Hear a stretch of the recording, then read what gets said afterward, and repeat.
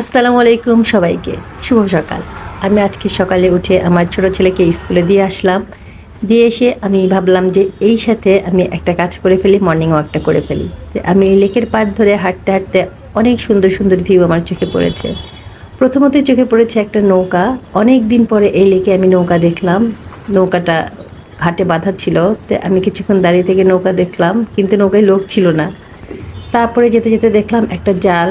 জাল হচ্ছে এরকম করে ঝুলিয়ে রেখেছে। অনেক দিন পর এই আমি টানা জাল দেখলাম। তো আমি জালটা বেশ কিছুক্ষণ তাকিয়ে দেখলাম। ছোটোবেলায় যখন নানু বাসায় যেতাম তখন এরকম গাড়িতে করে যাওয়ার সময় আমি অনেক জাল দেখেছি।